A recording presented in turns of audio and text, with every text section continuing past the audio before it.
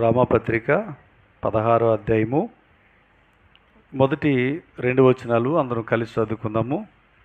రామపత్రిక 16వ అధ్యాయము మొదటి 2 వచనాలు అందరం కలిసి చదువుకుందాం. పేజీ నెంబర్ 145 క్రొత్త నిబంధనలో ప్రారంభించుకుందాము. కింక్రేయలో ఉన్న సంఘ పరిచారకురాలగు ఫీబే అను మన సహోదరిని పరిశుద్ధులకు తగినట్టుగా ప్రభునందు చేర్చుకొని ఆమెకు మీ వలన కావలసినది ఏదైనా ఉన్నడలా సహాయము చేయవలనని ఆమెను గూర్చి మీకు సిఫారసు చేయుచున్నాను. ఆమె అనేకులకును నాకును సహాయురాలై ఉండెను. మనం చదివినటువంటి యొక్క భాగాన్ని అలాగే పత్రికను పౌలు అనేటువంటి భక్తుడు రాశాడు. ఈ పౌలు అనేటువంటి భక్తుడు ఈ పత్రిక వ్రాసి ఈ పత్రికను ఎవరి చేత పంపించాడు అని అంటే, ఈ యొక్క అధ్యాయాన్ని బట్టి మనం గ్రహించగలం, ఫీబే అనేటువంటి ఒక సహోదరి చేతికి ఇచ్చి పంపించాడు రోమాలో ఉన్నటువంటి సంఘానికి. ఈ ఫీబే ఎక్కడ ఉండేది? కొరింథీ పట్టణానికి దగ్గరలో కెంక్రేయ అనేటువంటి ఒక గ్రామంలో ఒక సంఘం ఉంది. ఆ సంఘములో ఈ యొక్క ఫీబే గొప్ప పరిచారకురాలు, దైవభక్తి కలిగింది. మరి మందిరంలో పరిచర్య చేసేది, దేవుని యొక్క పనిలో శక్తి వంచన లేకుండా చక్కగా, శక్తి లోపం లేకుండా చక్కగా చేసేదన్నమాట. అలాంటి గొప్ప పరిచారకురాలు. చూడండి, మొదటిగా చెప్పాడు కెంక్రేయలో ఉన్న సంఘ పరిచారకురాలగు. చూడండి ఎంత చక్కని డిగ్రీ. ఈరోజు చాలామంది డిగ్రీలు పెట్టుకుంటారు, చదువుకున్నారనుకోండి, పేరు పక్కన ఏం పెడతారు? బిఏ బిఈడి అనో, ఎంఏ ఎంఈడి అనో కదా, అలాగా, లేకపోతే బీటెక్ అనో ఎంటెక్ అనో, ఇలా కొన్ని డిగ్రీలు పెట్టుకుంటారు. అది వాళ్ళకి ఘనత అని లోకంలో దాన్ని చూస్తారు. కానీ దేవుని పిల్లలకి ఏదే ఘనత అంటే పరిచారకులు అని పిలువబడడం ఈ డిగ్రీల కంటే గొప్పది అది దేవుని దృష్టిలో. కాబట్టి ఇప్పుడు ఈమెకున్న డిగ్రీ ఏంటంటే సంఘ పరిచారకురాలు అనేటువంటి గొప్ప డిగ్రీ తను కలిగి ఉన్నట్లు ఇక్కడ మనం చూస్తున్నాం. అందుకని పౌలు ఏం చేశారంటే ఈ 16వ అధ్యాయంలో మనం చూస్తున్నాం, ఆమెను అభినందిస్తూ రాస్తూ మళ్ళీ ఏమన్నాడంటే రోమ సంఘానికి సిఫారసు చేస్తున్నాడు. సిఫారసు అంటే ఏముంటుందని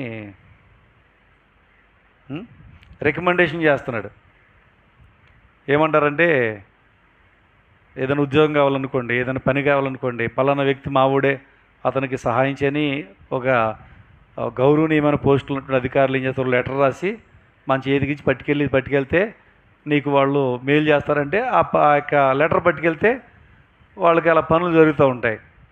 అలా పౌలు ఏం చేశారంటే ఈ రోమపత్రికను రాసి దీంట్లో ఈవిడికి వాళ్ళు సహాయం చేయాలని, ఆవిడ నమ్మకమైనటువంటి ఆవిడని, చక్కని పరిచారకురాలని చెప్పి ఆమె గురించి రాసి ఈ పత్రికను ఆమె చేతికి ఇచ్చి పంపించాడని మనం గ్రహించగలుగుతూ ఉన్నాం. సరే, ఇప్పుడు ఫీబే యొక్క జీవితంలో నుండి కొన్ని మంచి లక్షణాలు, ఆమె యొక్క భక్తి యొక్క జీవితాన్ని మనం పరిశీలన చేద్దాం. ఎవరి జీవితాన్ని మనం చూస్తే వారిలో ఉన్న మంచి సుగుణాలు ఏవైతే ఉన్నాయో అవి మనం నేర్చుకున్నప్పుడు మన జీవితానికి ఎంతో ఉపయోగకరంగా ఉంటాయి. అది అబ్రహాం అనేటువంటి పురుషుడైనా, లేకపోతే ఫీబే అనేటువంటి సహోదరైనా, అందరూ నేర్చుకోవాలి. మంచి విషయాలు సిస్టర్లో ఉన్నా బ్రదర్లో ఉన్నా కానీ ఏం చేయాలి? నేర్చుకోవాలి. కాబట్టి ఇప్పుడు మరి ఈవిడ సిస్టర్ కదా, ఇది స్త్రీల కొడుకులో చెప్పుకోవాలంటే మరి బ్రదర్స్కి కూడా అవసరమే. ఇక్కడ బైబిల్ గ్రంథంలో ఉన్న ప్రతి విషయం కూడా అందరికీ అవసరమే. మనం ఏం నేర్చుకోవాలో వాటిని మనము నేర్చుకోగలం. సరే, ఇప్పుడు ఆమె జీవితంలోంచి ఒక్క 4 విషయాలు మీకు జ్ఞాపకం చేస్తాను. చూడండి, మొట్టమొదటిగా ఆమె పేరు ఏంటంటే ఫీబే. ఏం పేరు చెప్పండి? ఫీబే. ఈ ఫీబే అనేటువంటి పేరుకి అర్థం ఏంటంటే ప్రకాశించేది అని అర్థం. ఏంటి చెప్పండి? ప్రకాశమానమైంది లేక ప్రకాశించేదని మనం నేర్చుకోగలం. అయితే ఆమె జీవితంలో నిజంగానే ఏదైతే పేరు పెట్టుకుందో పేరు తగ్గట్టుగానే ఎప్పుడు కూడా ప్రకాశించేదిగానే తన యొక్క భక్తి జీవితం ఉన్నట్టు మనం చూడగలుగుతాం. నిజంగా మనం కూడా ప్రకాశిస్తామా అంటే బైబిల్ గ్రంథంలో మనం చూడగలం. దానియేలు గ్రంథంలో 12వ అధ్యాయం 3వ వచనంలో బుద్ధిమంతులైతే ఆకాశ మండలంలోని జ్యోతులను పోలిన వారే ఏం చేస్తారంట? ప్రకాశించెదరు అని రాయబడి ఉంది. కాబట్టి వాక్యాన్ని విని బుద్ధిమంతులుగా వాక్య నడవడికలు మనం జీవిస్తూ ఉంటే ఒక రోజున ఆయన రాజ్యంలో మనం ఏమవుతుందా? ప్రకాశించేవారుగా దేవుడు మనల్ని ఉంచుతాడు. ప్రకాశమైన జీవితం చాలా విలువైంది, అది మనం చూడగలుగుతూ ఉన్నాం. కాబట్టి ఈ జీవితంలో మరి ఆ పేరును బట్టే తెలుస్తూ ఉంది, చక్కగా దేవునితో సహవాసం చేస్తుంది, సంఘంలో పరిచర్య చేస్తూ ఉంది, ప్రార్థనాపరురాలు, భక్తి కలిగింది. కాబట్టి ఇప్పుడు ఆమె ప్రకాశించే స్త్రీగా ఉన్నట్టు మనం చూస్తూ ఉన్నాం. మన ముఖాలు కూడా ప్రకాశించాలంటే మనం ఏం చేయాలంటే ఎక్కువగా మనం దేవుని సన్నిధిలో గడపాలి, ప్రార్థనలో గడపాలి, వాక్యదానంలో గడపాలి. మరి దేవుని బిడ్డలతో సహవాసాన్ని మనం కలిగి ఉండాలని మనం చూస్తున్నాం. ఎవరైతే అలా గడుపుతారో దేవుని యొక్క కాంతి వారి మీద ప్రకాశిస్తుంది. చూడండి, వాక్యాన్ని మనం ఒకసారి మనం చూద్దాము. సామెతల గ్రంథం 15వ అధ్యాయం వెళ్తారుగా, 15వ అధ్యాయం 13వ వచనం చదవండి. సామెతల గ్రంథం 15వ అధ్యాయం 13వ వచనం. సంతోష హృదయము ముఖమునకు తేటనిచ్చును, మనోదుఖం వలన ఆత్మ నలిగిపోవును. చూడండి, ఇప్పుడు మనోదుఖంతో ఉన్నాం అనుకోండి, నలిగిపోతామంట. ఆత్మ కూడా ఏమైపోద్ది? నలిగిపోద్ది. సంతోష హృదయం ఏం చేద్దంటే ముఖానికి తేటనిచ్చును, అంటే ముఖం ప్రకాశించేదిగా అవుతుంది. ఈ సంతోషం ఎక్కడుంది? నీ సన్నిధిని సంపూర్ణ సంతోషము కలదు అని కీర్తనలు 16వ అధ్యాయంలో మనం చదవగలుగుతాం 11వ వచనంలో. కానీ ప్రభు సన్నిధిలో ఉండేటువంటి సంతోషాన్ని మనం ఎప్పుడైతే అనిపిస్తామో మన ముఖంలో వెలుగు వస్తుందంట, తేటనిస్తుందంట. కాబట్టి మనం దేవుని సన్నిధిలో ఎక్కువ గడపాలని మనం చూస్తూ ఉన్నాం. కానీ ఇక్కడ మనం ఎక్కువగా లోకంలో గడపడానికి ఇష్టపడతాం.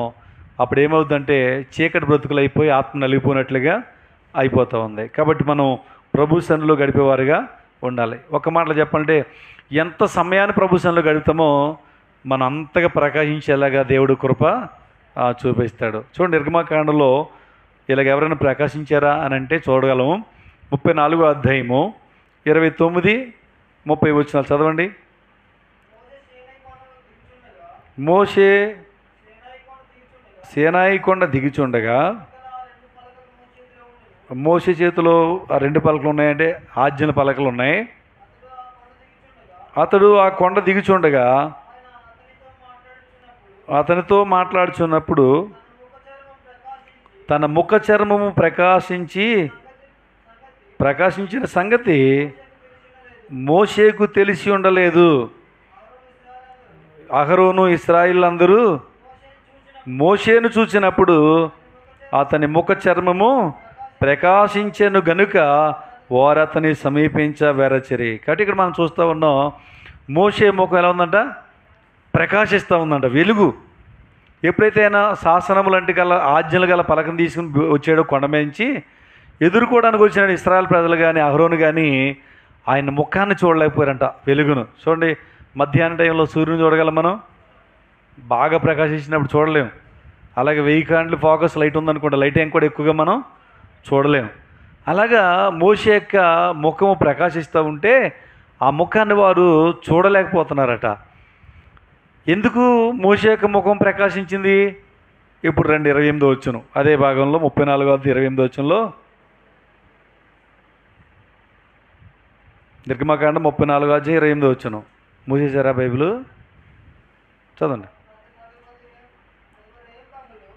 అతడు 40 రేయింబగళ్ళు యెహోవాతో కూడా అక్కడ ఉండెను. అతడు భోజనము చేయలేదు, నీళ్లు త్రాగలేదు.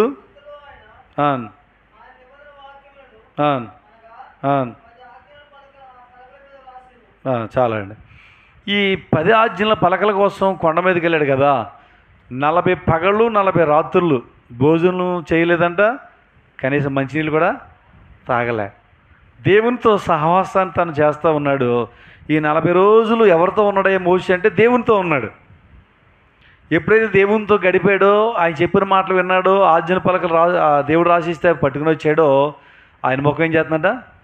ప్రకాశిస్తూ ఉంది. అంటే దేవునితో గడపడాన్ని బట్టి అతని ముఖం ప్రకాశించేట్లు మనము చూడగలుగుతూ ఉన్నాం. కాబట్టి ఎప్పుడైతే మనం దేవునితో సహవాసం చేస్తామో అప్పుడు మన ముఖము, మన జీవితాలు ఎంతో తేజవంతంగా ఉంటాయి. ఫీబే అంటే అర్థం ప్రకాశమైనది లేక ప్రకాశము గలది. ఆమె జీవితం నిజంగానే అక్కడ ఉన్న సంఘంలో ప్రకాశిస్తూ ఉన్నట్లు ఇక్కడ మనం చూడగలుగుతున్నాం. ఇది ఆమె పేరుని బట్టి ఆమెలో ఉన్న భక్తి జీవితాన్ని మనం చెప్పుకున్నాం. రెండోది, ఆమెను గురించి పౌలు భక్తుడు ఏం రాశాడు అని మనం పరిశీలన చేస్తే, కెంక్రేలో ఉన్న సంఘ పరిచారకురాలగు ఫీబే అను మన సహోదరిని అన్నాడు. రోమపత్రిక 16వ అధ్యాయము 1వ వచనంలో. ఇప్పుడు ఫీబే కెంక్రేలో ఉన్న సంఘంలో మంచి పరిచారకురాలంట. ఎలా అంటే చెప్పండి, మంచి పరిచారకురాలు. ఈ దినాల్లో సంఘాల్లో పరిచయం చేసేట వాళ్ళు చాలా అరుదుగా ఉన్నారు.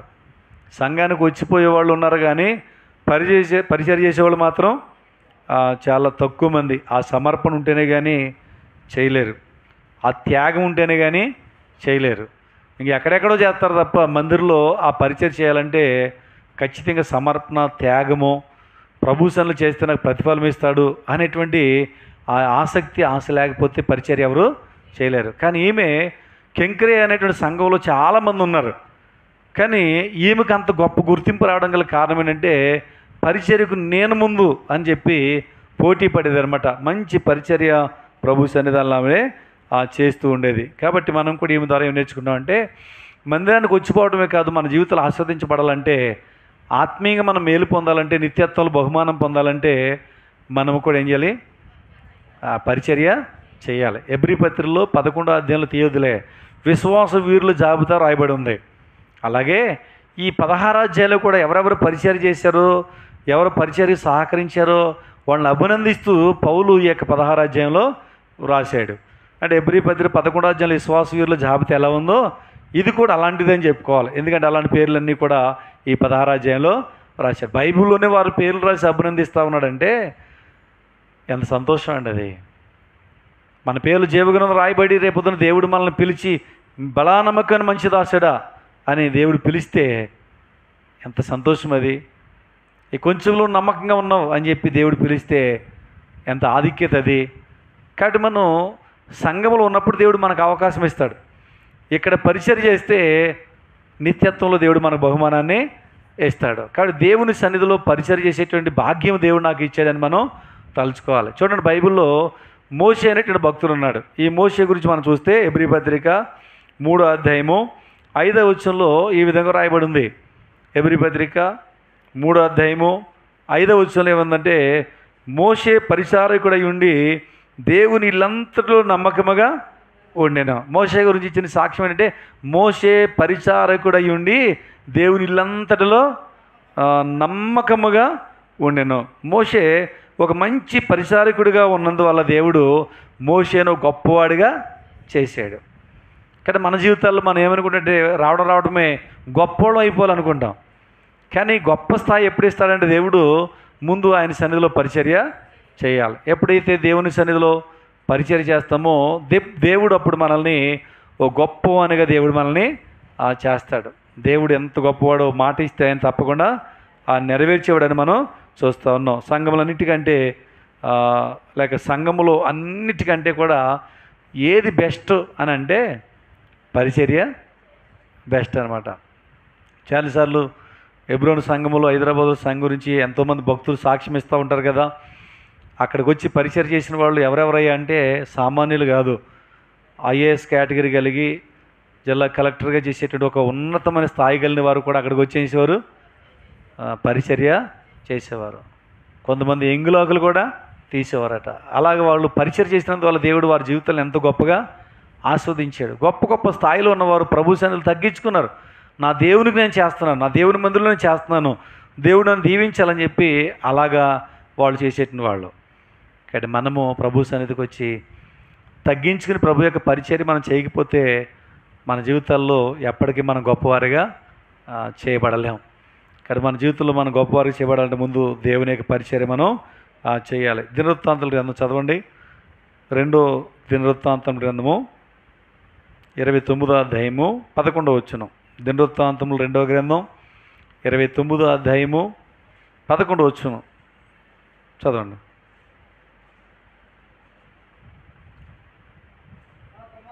నా కుమారులారా, తనకు పరిచారకులై ఉండి ధూపం వేయుచుండుటకును, తన సన్నిధిని నిలుచుటకును, తన తనకు పరిచర్య చేయుటకును యెహోవా మిమ్మును ఏర్పరచుకునే గనుక మీరు అశ్రద్ధ చేయకుడి.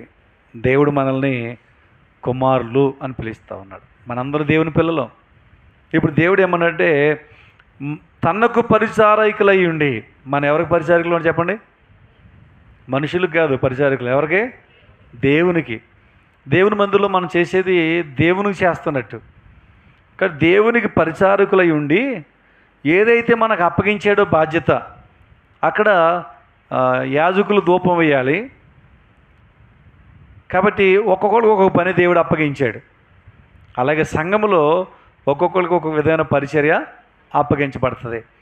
కాబట్టి ఏ పరిచర్య దేవుడు మనకు అప్పగించాడో దాన్ని శక్తివంచం లేకుండా నమ్మకంగా మనం చేస్తే దేవుడు మనల్ని ప్రయోజకులుగా చేస్తాడు. కాబట్టి ఏమన్నాడంటే యెహోవా మిమ్మును ఏర్పరచుకొనెను గనుక మీరు అశ్రద్ధ చేయకుడి అన్నాడు. దేవుని మందిరంలో పని చేయడం అంటే అర్థం ఏంటంటే దేవుడు ఆ పని కోసం నిన్ను ఏర్పరచుకున్నాడు. ఆ పని ఇచ్చింది దేవుడు, జీతం ఇచ్చేది కూడా దేవుడే, ప్రతిఫలం ఇచ్చేది కూడా దేవుడే. స్వయంగా సృష్టికర్త అనే దేవుడే ఆయన పరిచర్య చేయాలని చెప్పి దేవుడు మనల్ని ఏర్పరచుకుంటే ఇక దీనికి మించిన ఆధిక్యత భూమి మీద ఇంకేదైనా ఉంటుందా? దీన్ని మించిన పని మరొకటి లేదు. కాబట్టి దేవుడు ఏ పరిచర్య అప్పగించాడో ఆ పరిచర్య మన నమ్మకంగా చేయాలని మనం చూస్తూ ఉన్నాం. దేవుడు సంఘంలో ఒక ప్రత్యేకమైన పనికి దేవుడు మనల్ని ఏర్పరచుకున్నాడు. అందరిని ఒక పనికే పెట్టుకోడు. అర్థమవుతుందండి? అందరికి ఒకే పని ఉండదు. మందిరంలో ఒక్కొక్కరికి ఒక పరిచర్య ఉంటుంది. దేవుడిచ్చే అవకాశం అది అందరికీ ఉండదు. అది కానీ దేవుడు ఏ పని చేయడానికి నిన్ను ప్రేరేపించాడో ఆ పరిచర్య చేయడంలో నువ్వు అశ్రద్ధ చూపించొద్దు అన్నాడు. చాలామంది అశ్రద్ధ చేస్తారు. దేవుడు మనకి ఇచ్చిన దాన్ని అశ్రద్ధ చేస్తూ ఉంటాం. అశ్రద్ధ చేస్తే బైబిల్ గ్రంథంలో ఏమో తెలుసండి, దేవుని కార్యాన్ని అశ్రద్ధగా చేసేవాడు శాపగ్రస్తుడని ఉంది. ఆశీర్వాదం రావాల్సినటువంటి మన జీవితానికి శాపాలు రావడం గల కారణం ఏంటంటే ఆయన పనిని మనం ఏం చేస్తూ ఉన్నాం? అశ్రద్ధ చేస్తూ ఉన్నాం.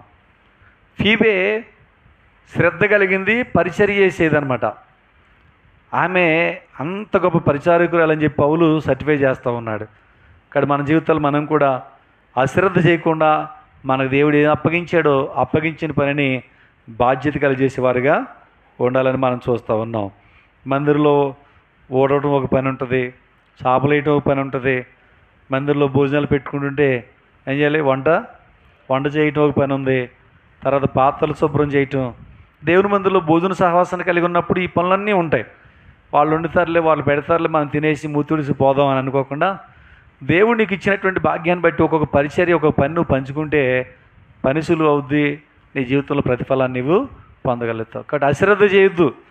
జీవితాలు ఆశీర్వాదకరంగా ఉండాలంటే ఫీబే వలె నాకు దేవుడు ఏది ఇచ్చాడు అని దానికోసం మనం ప్రాకులాడేవారిగా ఉండాలని మనం చూస్తూ ఉన్నాం.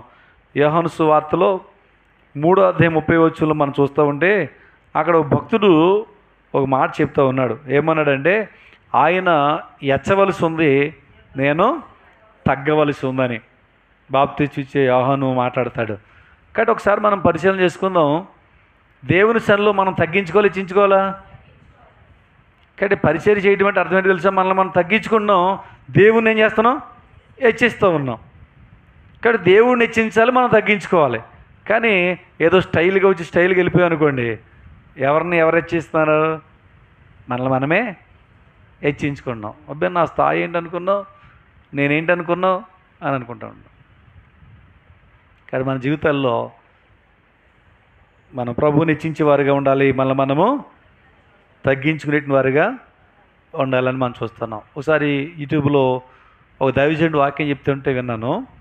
ఆయన వాక్యం చెప్తూ ఒక ఉదాహరణ చెప్పారు. ఆయన ఏం చెప్పారంటే ఎక్కడో 3 దినాలు మీటింగ్కి వెళ్ళారంటే ఆయన వాక్య పరిచర్య చేయడానికి. ఆ వాక్య పరిచర్యలో చేస్తున్నప్పుడు ప్రతిరోజు భోజనం చేసిన తర్వాత ఒక గంపలో ఆకులన్నీ వేసుకుని పోసుకుంటూ పోయేవాడు. ఒక ఆయన ఎవరో తీసుకెళ్ళి వాడిని పడేస్తూ 3 రోజులు అదే పని అతను చేస్తున్నాడు.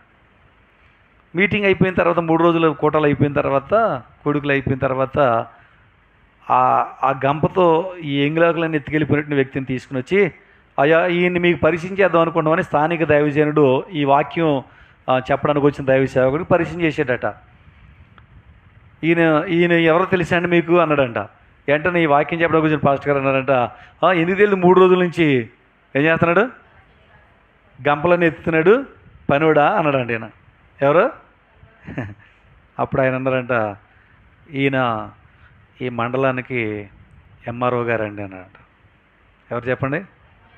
అసలు మండలానికి ఒక మెజిస్ట్రేట్కి ఒక హోదా కలిగినటువంటి ఆయన అండి. ఆయన వచ్చి దేవుని మందిరంలో ఈ మీటింగ్స్ జరుగుతున్నాయి కదా, తక్కువ పనితో అది నేను చేస్తాను, దేవుడు ఆశీర్వాదం నాకు కావాలని చెప్పి 3 దినాలు ఆయన కోరుకున్న పని చేశాడండి ఆయన అని చెప్తే ఈయన కళ్ళు తిరిగినాయి అంట. అంత గొప్ప స్థాయిలో ఉన్న అధికారి ఆకులు తీయడానికి ఆయన ఇష్టపడ్డాడు మందిరంలో, ఎంత గొప్ప సమర్పణ అని అనుకున్నాడు. మనకి చిన్న అటెండర్ పోస్ట్ ఉందనుకోండి, మనమే ఆఫీసర్లాగా అబ్బే అసలు నేనేమనుకున్నావు గవర్నమెంట్ ఎంప్లాయీ అంటాం, నేను చేయడం ఏంటి అంటాం. కానీ గొప్ప గొప్ప స్థాయిలో ఉన్న అధికారులు వచ్చి దేవుని సన్నిధిలో పరిచర్య చేసి దేవుడిచ్చి ఆశీర్వాదాలు పొందుకుంటున్నారు. ఎంతగా తగ్గించుకుంటామో దేవుడు అంతగా మనల్ని హెచ్చిస్తాడు. దేవుని మందిరంలో ఫీబే అలా తగ్గించుకుని చక్కగా దేవుని పరిచారకురాలుగా ఉన్నట్టు మనం చూస్తూ ఉన్నాం. ఎప్పుడు మనం తగ్గించుకుంటామో దేవుడే మనల్ని హెచ్చించి మనల్ని బలమైన పాత్రలుగా దేవుడు వాడుకుంటాడు. మనం హెచ్చించుకున్నాం అనుకో ఆయన తగ్గిస్తాడు. ఇది మాత్రం మనం గుర్తుపెట్టుకోవాల్సిన వారంగా ఉంటుంది. ఇది ఫీబేలో ఉన్నటువంటి 2వ లక్షణం, సంఘ పరిచారకురాలు. మన పేరు పక్కన పరిచారకుడు, పరిచారకురాలు అనేటువంటి బిరుదు ఉంటే అది గొప్పదండి. ఈ రోజుల్లో చూడండి, సినిమా వాళ్ళకో లేకపోతే రాజకీయ నాయకులకో లేకపోతే పేరు ప్రఖ్యాతలు కలిగిన వాళ్ళకో కొన్ని బిరుదులు ఇస్తారు. పద్మవిభూషణ్ అని ఇంకా కొన్ని బిరుదులు ఇస్తూ ఉంటారు. అయితే పరిచారకుడు అనేటువంటి లేక పరిచారకురాలు అనేటువంటి బిరుదు ఉందే, ఇది వీటన్నిటికంటే కూడా దేవుని దృష్టిలో చాలా విలువైంది, గొప్పదనమాట. కానీ దీనికోసం మనం తాపత్రయపడాలి. నేను దేవుని పరిచారకురాలుగా ఉండాలి, నేను దేవుని పరిచారకుడిగా ఉండాలి, ఇది దేవుడు నాకు ఇచ్చిన భాగ్యం అని ఎంచుకోవాలి. అప్పుడు దేవుడు మన జీవితాలను ఆస్వాదించేవాడుగా ఉంటాడు. ఇది 2వదిగా చూస్తా ఉన్నాం. ఇక 3వదిగా మనం చూస్తే రోమపత్రిక 16వ అధ్యాయం 2వ వచనంలో చూడండి ఏమి రాస్తూ ఉన్నాడో, ఆమెకు మీ వలన కావలసిన ఏదైనా ఉన్నడలా సహాయము చేయవలనని ఆమెను గూర్చి మీకు సిఫారసు చేయుచున్నాను. ఆమె అనేకులకును నాకును సహాయురాలై ఉండెను. ఈమెకు ఏదైనా అవసరం అయితే మీరు సహాయం చేయని చెప్తూ అసలు ఈమె యొక్క ప్రవర్తన ఎలా తెలుసా, ఈమె అనేకులు సహాయం చేసింది, నాకు కూడా సహాయం చేసింది. అంటే దేవుని సన్నిధికి వచ్చేటువంటి ఫీబే తను పరిచారకులు మాత్రమే కాదు, పౌలు గారికి అనేకులకు కూడా చాలా సహాయకులుగా ఉంది. అనేకులకి ఉంది, దేవుని సేవకులకు కూడా సహాయము చేసేదిగా ఉంది. దీని యొక్క భావాన్ని మనం గ్రహిస్తే ప్రతిరోజు మన ఎదురుగుండా ఎంతోమంది కనపడుతూ ఉంటారు. ఎవరాళ్ళు అంటే ఏ సహాయం లేని వాళ్ళు, నిరుపేదలు కనపడుతూ ఉంటారు, గుడ్డివారు కనపడుతూ ఉంటారు, వస్త్రాలు సరిగా లేని వాళ్ళు కూడా కనపడుతూ ఉంటారు. మనకి ఎన్నో వస్త్రాలు ఉన్నా సరే వాటిని కట్టకపోయినా సరే, విలువైన చీరలు ఉన్నా సరే బీరువా పట్టకపోతే ఇంకో బీరువా పెట్టే కొనేనా దాస్తారు, కానీ వాటిని తీసి పేదోళ్ళకి ఇవ్వరు. ఇప్పుడు కొత్త బట్టలు కొనుక్కుంటా ఉంటే పాత బట్టలు ఏమవుతున్నాయి, పెద్ద పెద్ద మేట అయిపోతున్నాయి కదా, వాటిని అవసరమైతే పాత బట్టలకు అమ్ముతారు. సహాయం చేసే గుణము ఉండదు. ఒక్కోసారి శీతాకాలం చూస్తూ ఉంటారు, రోడ్ల పక్కన పడుకుంటూ ఉంటారు, పాపం వాళ్ళు ఉనికిపోతూ ఉంటారు, ఏమి ఉండదు. మన ఇంట్లో ఎన్ని దుప్పట్లు ఉంటాయి, ఎప్పుడైనా ఎవరికైనా సహాయం చేసామా? కాబట్టి ఇప్పుడు దేవుని పిల్లలు ఏం చేయాలంటే సహాయం చేసే గుణం ఉండాలంట. దేవుడు నాకు ఇది ఇచ్చాడు, ఇచ్చిన దాంట్లో కొంత పేదవాళ్ళకి, ఈ కళ్ళు లేని వారికి, ఈ నిరుపేదలకి సహాయం లేని వారికి నేనేం చేయాలి, సహాయము చేయాలి అనే మనస్సు దేవుని పిల్లలకు మనం కూడా కలిగి ఉండాలని మనం చూస్తూ ఉన్నాం. చూడండి, ఇంకా మనం ఆలోచన చేస్తే ప్రసంగ గ్రంథం 5వ అధ్యాయము 15వ వచనం ఒకసారి చూడండి. ప్రసంగ గ్రంథం 5వ అధ్యాయం 15వ వచనంలో,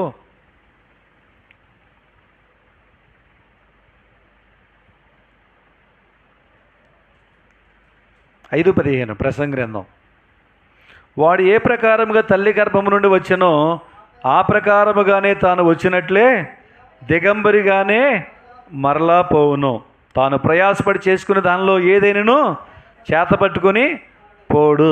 ఈ మాటను బట్టి మనకి ఏమర్థమవుతుందంటే, నువ్వెంత సంపాదించినా ఏం చేయాలి, ఒక రోజున భూమి మీద విడిచిపెట్టి వెళ్ళిపోవాల్సింది తప్ప చేతి పట్టుని వెళ్ళేట అవకాశమే లేదు. కానీ భూమి మీద ఉండగా నీ కలిగిన దాంట్లో నువ్వు సహాయం చేయగలిగితే ఏమండి ఆ సాక్ష్యము, ఆ క్రియా ఫలము నీతో కూడా వస్తుంది. కాబట్టి దేవుడు మనకి ఇచ్చిన వాటిలో మనము సహాయం చేసేటి వారిగా మనం ఉండాలని చూస్తున్నాం. ఈ లోకంలోకి మనం ఏమీ తీసుకురాలేదు. ఒకవేళ ఎంత సంపాదించేసరి భూమి మీద ఉండగా అన్నీ విడిచిపెట్టి వెళ్ళిపోవాల్సిందే. ఎలా వచ్చామో అలాగే వెళ్ళిపోవాల్సిందే.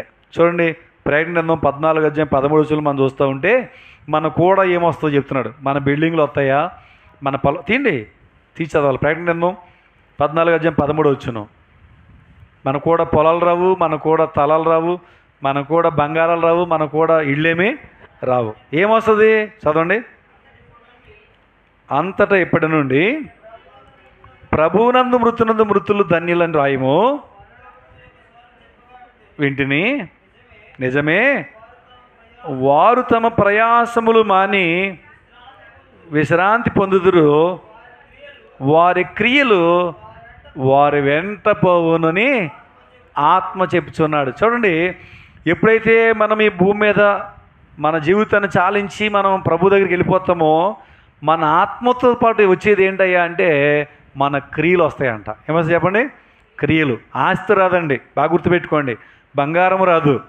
మన భూమి మీద ఉండగా ఏదైతే మంచి చేసామో ఆ క్రియలే మన వెంట వస్తూ ఉంటాయి.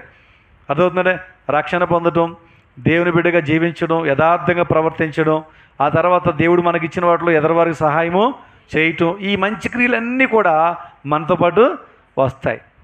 ఈ క్రియా ఫలితాన్నే పరలోకంలో మనం అనుభవిస్తాం. కానీ భూమి మీద ఉండగా దాచుకోక దేవుడిచ్చిన వాటిలో ఇతరులకు మనం సహాయపడే వారిగా ఉండాలని మనం చూస్తూ ఉన్నాం. కాబట్టి చాలామంది చర్చికి వస్తారు, మంచిదే. పాటలు పాడతారు, మంచిదే. ప్రసంగం వింటారు, మంచిదే. మంచి మంచి తీర్మానాలు చేసుకుంటారు, మంచిదే. వీటితో పాటు సహాయం చేసే మనసు కూడా ఉండాలి. దాతృత్వం కలిగిన మనస్సు, ఇది దేవుని పిల్లలకు కావాలని ఇక్కడ మనం చూస్తూ ఉన్నాం. తిమోతికి రాసిన మొదటి పత్రికలో 5వ అధ్యాయం 16వ చూస్తే, తిమోతికి రాసిన మొదటి పత్రిక 5వ అధ్యాయము 16వ విశ్వాసురాండ్రైన స్త్రీలు నిజముగా అనాథలైన ఎదురాండ్రకు సహాయం చేయమని చెప్పబడుతోంది అక్కడ.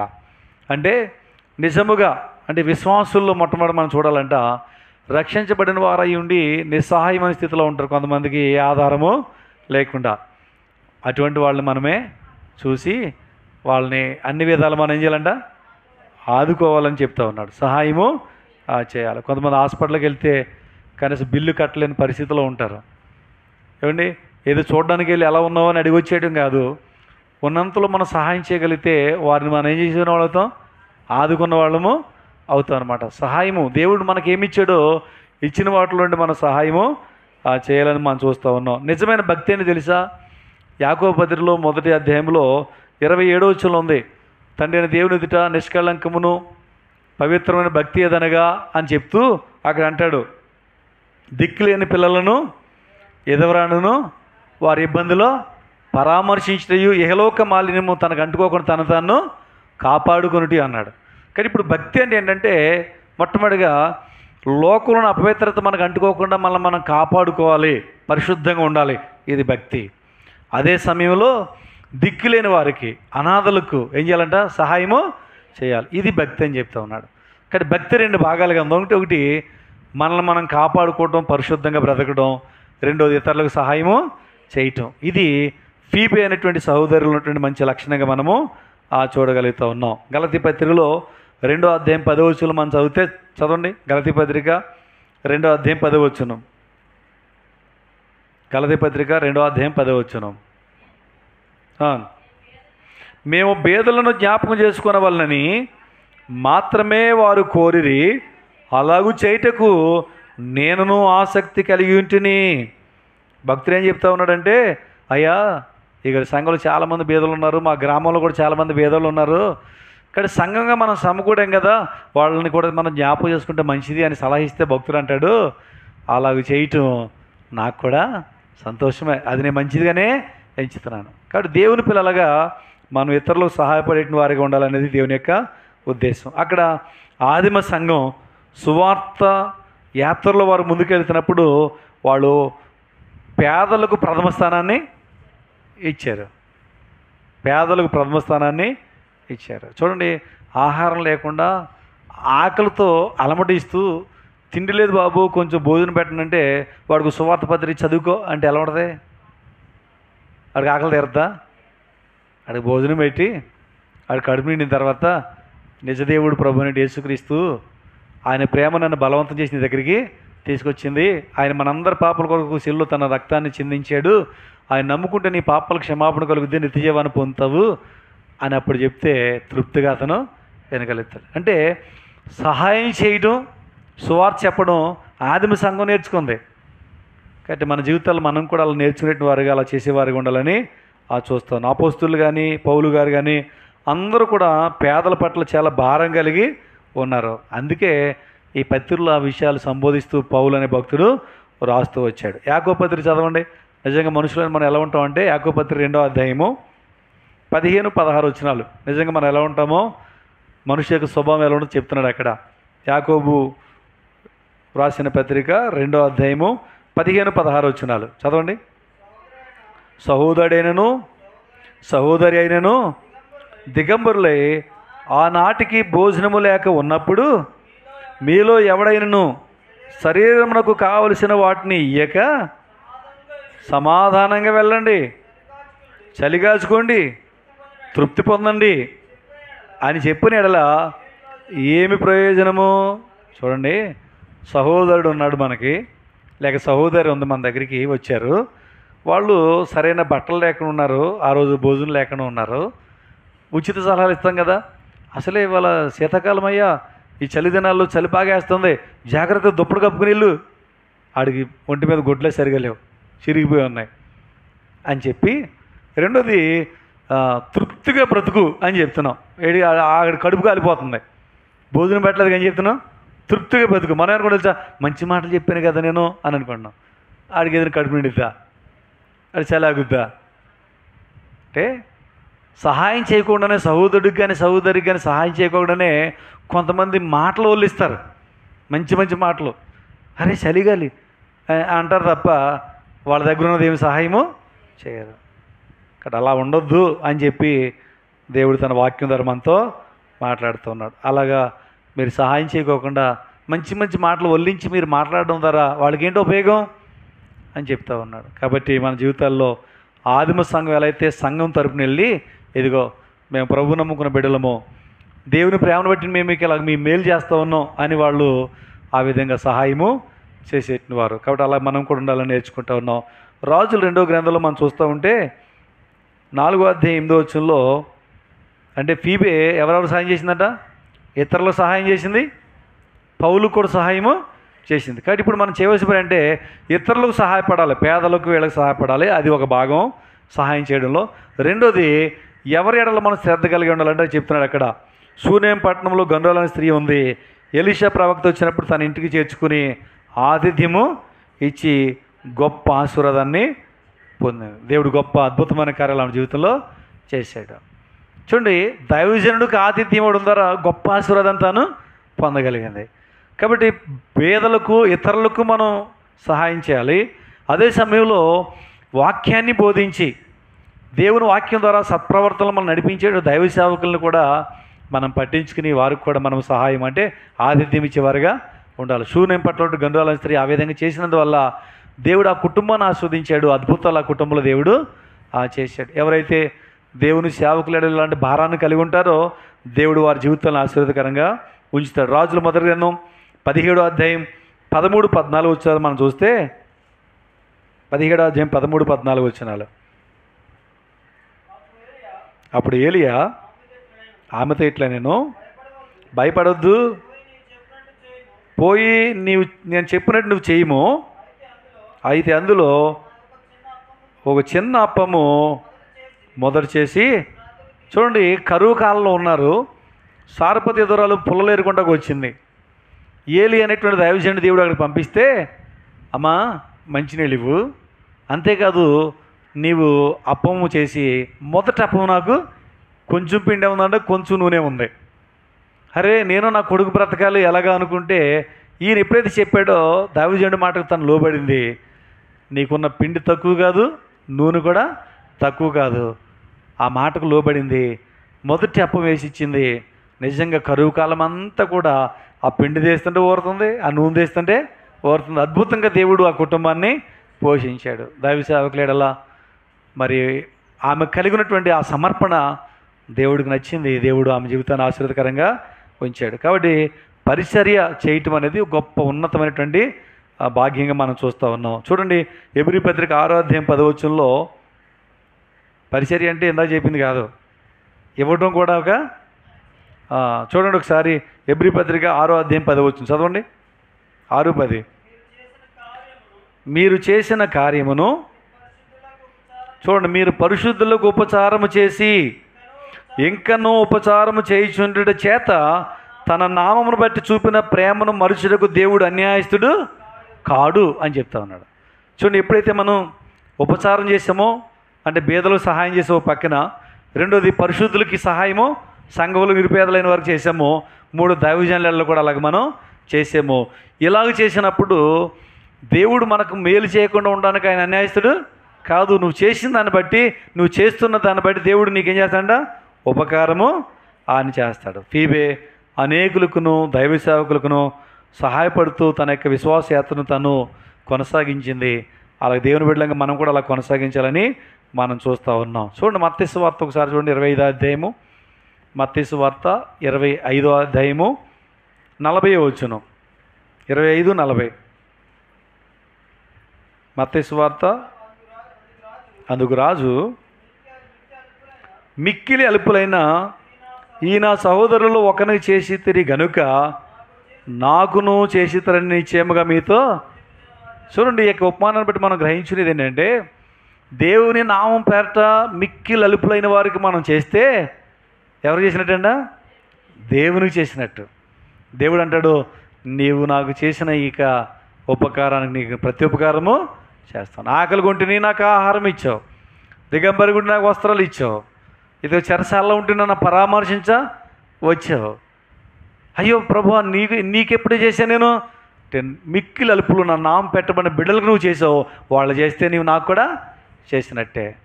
అంటే ఈ యొక్క ఉపచారము మన జీవితాల్లో గొప్ప ఆశీర్వాదాన్ని కలిగించేదిగా ఉంది. కీర్తనలను 41వ అధ్యాయం 1-2 వచనాలు చూస్తూ ఉంటే, ఇలా బీదలకు కానీ, ఇలా సహోదరులకు కానీ, దైవ సేవకులకు కానీ ఎప్పుడైతే ఉపకారులుగా మనం ఉంటామో అప్పుడు మన జీవితాలని ఎలా ఉన్నతమైన స్థితిలో తీసుకొస్తాడో చెప్తున్నాడు. తెలియదా బైబిల్? బీదలను కటాక్షించేవాడు ధన్యుడు. చూడండి ఎంత మాట చెప్పాడు అక్కడ. ఎవరు ధన్యులంట? మందిరానికి వచ్చేవాళ్ళందరూ ధన్యులనలే. బైబిల్ చూడటం ఉందండి, 84 కీర్తనలు నీ మందిరం నివసించేవారు ధన్యులు అని ఉంది, మంచిదే. కానీ ఇంకా ఎవరు ధన్యులంటే ఏమండి, బీదలను కటాక్షించేవాడు ధన్యుడు, ఆపత్కాలమందు యెహోవా వానిని తప్పించును. ఎవరైతే బీదల పట్టింపు కలిగి ఉంటారో వాడి జీవితాలు ఆపద వస్తేనంట దేవుడు వారి ఆపద నుండి తప్పిస్తాడు. ఎంత గొప్ప దేవుడు అండి ఆయన. నువ్వు చేసేది చిన్నదే, కానీ దేవుడు నీకు చేసేది గొప్ప ఉపకారం అనమాట.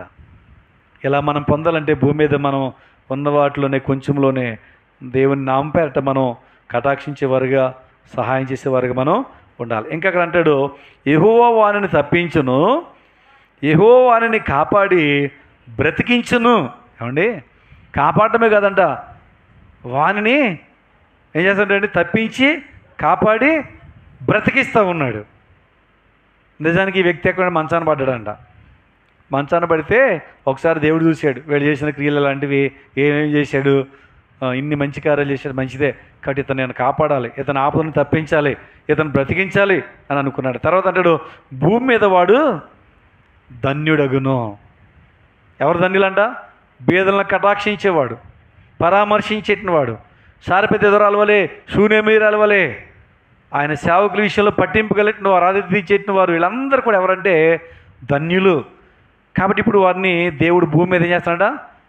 ధన్యులుగా చేస్తూ ఉన్నాడు అని చెప్తా ఉన్నాడు. అంతేకాదు, ఇంకా 3వ వచనం చూస్తే, రోగశయ్య మీద యెహోవా వానిని ఆదరించును, రోగము కలగా నీవే వానిని స్వస్థపరచదు. రోగంతో పడిపోయిన వారిని లేవనెత్తే దేవుడు, ఆదుకునే దేవుడు. అయ్యా, దేవుడు ఆదుకోవడానికి కారణం ఏంటి అంటే అతని జీవితంలో అతను చేసిన మంచి, అతని జీవితంలో చేసిన క్రియలు, ఈ ఫలాన్ని అతను పడి ఉన్నప్పుడు అనుభవించేలాగా దేవుడు అతని సహాయము చేసి అతను లేవనెత్తినవాడుగా భూమి మీద ధన్యుడిగా అయినా చేస్తాడు. 3 విషయాలు చెప్పుకున్నాం. ఒకటి, ఫీబే అంటే ప్రకాశమానమైనది. కాబట్టి మనం కూడా దేవునితో సహవాసం చేస్తే ప్రకాశిస్తాము. ప్రార్థన పరులుగా, వాక్య ధ్యానం చేసుకునే వారుగా, దేవునితో గడిపేవారు ఉంటే ప్రకాశిస్తామని చూసాం. రెండోది, సంఘ పరిచారకురాలు. కాబట్టి మనం కూడా ఎలా ఉండాలి? సంఘంలో పరిచారకులుగా మనం ఉండాలి. అప్పుడు దేవుడి ద్వారా మన ప్రతిఫలాన్ని ప్రభువునందు మీ ప్రయాస వ్యర్థము కాదు అన్నాడు. తర్వాత మూడోది మనం చూస్తూ ఉన్నాం, ఆమె ఇతరులకు సహాయం చేసింది, పౌలుకు కూడా సహాయం చేసింది. దేవుని పిల్లమైన మనం సంఘంలో ఎవరు నిరుపేదలు వారు సహాయం చేయాలి. మన కళ్ళ ఎదుట ఎవరైతే కనిపిస్తూ ఉన్నారో నిరుపేదలుగా, మరి ఆదరణ లేకుండా నిస్సహాయ పరిస్థితిలో ఉన్నారో వాళ్ళు మన కళ్ళకు కనపడ్డానికి అర్థం తెలుసా? దేవుడు చూపిస్తున్నాడు, నువ్వు వాళ్ళకి సహాయము చెయ్యి అని చెప్పి. తర్వాత అదే సమయంలో దైవజనులకు ఆతిథ్యం ఇచ్చేవారుగా ఉండాలి. ఈ విధంగా 3 విధాలుగా మన జీవితంలో సహాయం చేసేవారు ఉంటే వారిని దేవుడు దీవిస్తాడు, వారి జీవితాన్ని ఆశీర్వాదకరంగా చేస్తాడు. ఈ 3 చెప్పుకున్నాం. ఇక 4వది చెప్పి నేను ముగిస్తాను. చూడండి, ఫీబే గురించి మనం చూస్తూ ఉంటే ఆ దినాలలో ఆదిమ సంఘం కట్టబడడానికి చాలా శ్రమలు పోలయ్యారు. యేసుప్రభుని సిలువేసిన తర్వాత, ఆయన శిలువ మరణానికి అప్పగించబడిన తర్వాత, ఆయన తిరిగి లేచిన తర్వాత ఆయన అనేక మంది కనిపించారు, వారిని బలపరిచాడు, వెళ్ళాడు. కానీ ఆ తర్వాత కాలంలో కూడా మరి ఆ రోమా గవర్నమెంట్ని బట్టి కఠినంగా ప్రవర్తించిన విధాన్ని బట్టి వీళ్ళు సీక్రెట్గా కూడుకునేవాళ్ళు ఇళ్ళల్లో. కాబట్టి యేసు ప్రభు దేవుడు అని చెప్తే వాళ్ళు అంగీకరించేవాళ్ళు, తండ్రిని ఒప్పుకునేవాళ్ళు. కానీ యేసు ప్రభు ఆయన దేవుడుగా, అంటే ఆయన క్రీస్తుగా భూమి మీదకి వచ్చాడు అంటే ఆయన వస్తారని ఎదురు చూస్తున్నారు, మెస్సియా వస్తారని ఎదురు చూస్తున్నారు. కానీ వచ్చిన ఆయన మెస్సియా అంటే వాళ్ళు నమ్మలేకపోయారు. అందుకే వాళ్ళు సిలువేశారు. వాళ్ళు ఎప్పుడు నమ్ముతారంటే 7 ఏండ్ల శ్రమకాలంలో వాళ్ళు నమ్ముతారు. అప్పుడు వారికి జ్ఞానం ఇస్తారు దేవుడు. అప్పటి వరకు అన్యులు మనకిచ్చాడు ఈ అవకాశం. అందుకే వాళ్ళు ఆ జ్ఞానం బట్టి, అవధేతను బట్టి వాళ్ళు తెలుసుకోలేకపోతున్నారు. సరే, ఇప్పుడు ఆ దినాల్లో వారి జీవితాల్లో చూస్తూ ఉంటే చాలా కష్టాలు వచ్చేవి అనమాట. పౌలు చాలాసార్లు వేయబడ్డాడు, పేతురు కూడా చాలాసార్లు చెరసాల్లో వేయబడ్డాడు. అలాంటి పరిస్థితుల్లో బహిరంగంగా వాళ్ళు వెళ్ళటానికి చాలా ఇబ్బందులు ఎదుర్కొనేవాళ్ళు. అలాంటి దినాల్లో ఒక సహోదరిని పిలిచి ఈ పత్రిక రాసి ఇది పట్టుకెళ్ళి ఇవ్వమ్మా అంటే, అయ్యి బాబు ఇది పట్టుకుని నేను వెళ్తూ ఉంటే నన్ను ఎవరో చూసి నువ్వు కూడా కీర్తన మాతలో దిగిపోయావా అని చెప్పి నన్ను కూడా వేలేస్తారేమో అని అనుకుంటారు కదా. ఒక సిస్టర్ అయ్యి ఉండి భయపడకుండా నమ్మకంగా తీసుకెళ్ళి ఆ సంఘానికి అప్పచెప్పింది.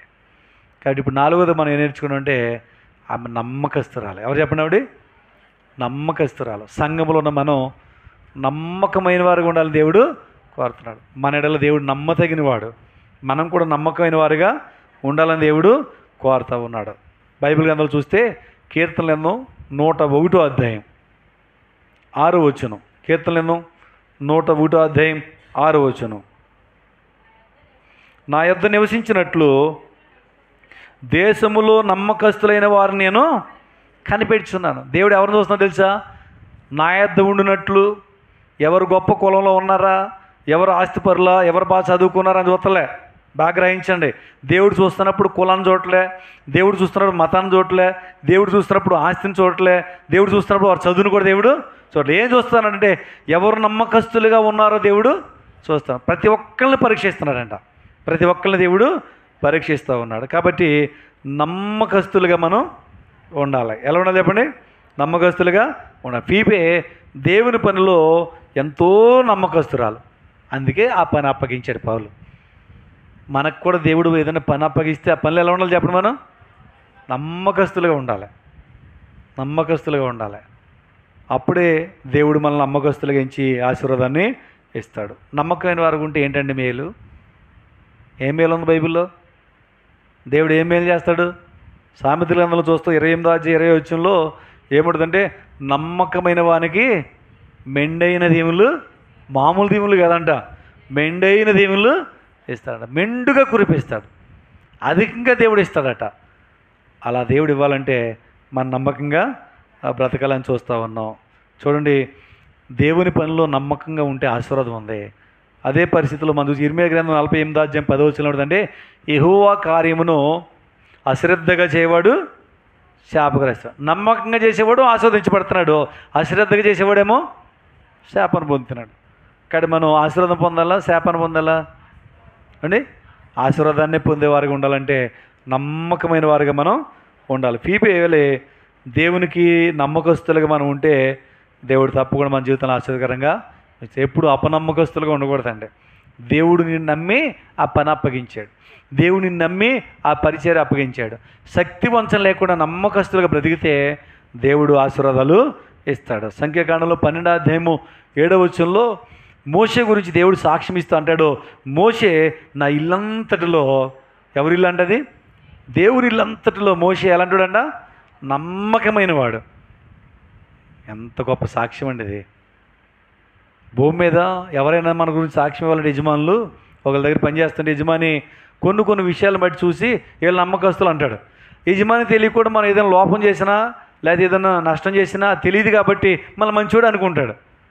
కానీ దేవుడు అలాంటివాడు కాదు, అన్నీ చూస్తాడు, ప్రతీదీ చూస్తాడు. ఆయన చూసి సర్టిఫై చేశాడంటే ఇక తిరుగులేదు. మోషే నా ఇల్లంతటిలో నమ్మకమైన వాడు. కాబట్టి అలాంటి సాక్ష్యాన్ని మనం కూడా కలిగి ఉండేవారుగా ఉండాలి. మోషే అందుకే దేవుని చేతిలో బలమైన సాధనంగా వాడబడి ఇశ్రాయేలు ప్రజలను అరణ్యయాత్రలో వారు నడిపించుకుని కనానుకు తీసుకువెళ్తా వచ్చాడు. కాబట్టి అంత బలమైన నాయకుడిగా ఉండడానికి కారణం నమ్మకత్వాన్ని చూస్తూ ఉన్నాం.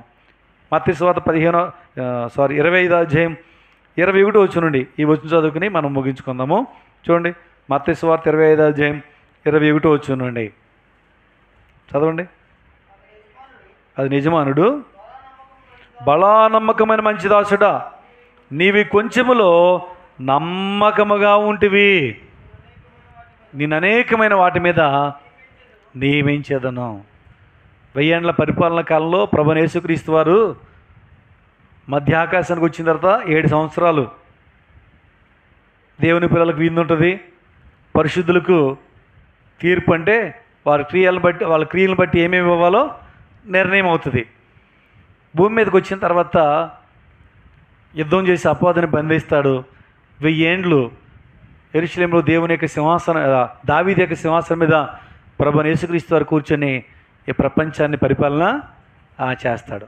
ఆ పరిపాలన కాలంలో ఎవరయ్యా సామంతరాజులు లేకపోతే చిన్న రాజులు ఆ పదవులు ప్రపంచవ్యాప్తం కలిగి ఉండేది ఎవరయ్యా అంటే బలా నమ్మకమైన మంచు దాసుడా, ఈ కొంచెంలో నమ్మకంగా ఉన్నావు, ఈ 10 పట్టణాల మీద అధికారిగా ఉండు. ఎంత గొప్ప దేవుడు చూడండి. ఆ ఆధిక్యత దేవుడు నమ్మకస్తులైన వారికి ఇస్తాడు. ఆ దినాల్లో 1000 ఏండ్లు దేవునితో కలిసి పరిపాలన చేయడం అంటే మాటలా. 5 సంవత్సరాల పరిపాలన కోసం భూమి మీద మనుషులు ఏం చేస్తున్నారు? రాజకీయాలు చేసి ఎత్తుకు పై ఎత్తులేసి ఏమండి ఒకరి ఎడలో ఒకరు నష్టాన్ని కలిగించుకుని ఎంత ఇదిగో ప్రయాసపడుతున్నారు లేదా? అయితే 5 ఏండ్ల పరిపాలన కోసమే అంత ప్రయాసపడుతున్నామే, కానీ 1000 ఏండ్ల పరిపాలనలో ఆయన అధికారులుగా ఉంచుతున్నాడు. ఆ ఆధిక్యత ఆయన పిల్లలకి ఇస్తూ ఉన్నాడు. ఎవరికి తెలుసా? నమ్మకమైన వారికి.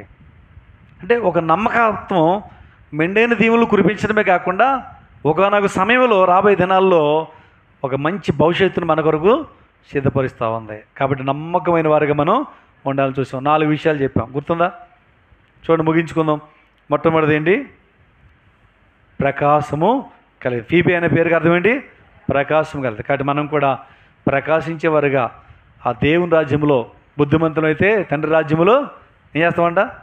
నిరంతరం ప్రకాశించే జ్యోతుల్ని మనం పోలి ఉంటాం. అలా ఉండాలని దేవుడు కోరుతున్నాడు. అలాగే వాక్యంలో, ప్రార్థనలో సహవాసము చేయాలి. రెండోది, ఆమె సంఘ పరిచారకురాలు. కాబట్టి మనం కూడా సంఘంలో పరిచర్య, నాకు ఏముంది పరిచర్య, దేవుడు నాకు ఏది కేటాయించాడు అని శక్తివంచన లేకుండా మనం చేస్తే దేవుడు మన జీవితంలో ఆశ్చర్యకరంగా చేస్తాడు. ఇక మూడోది, ఆమె సహాయకురాలు.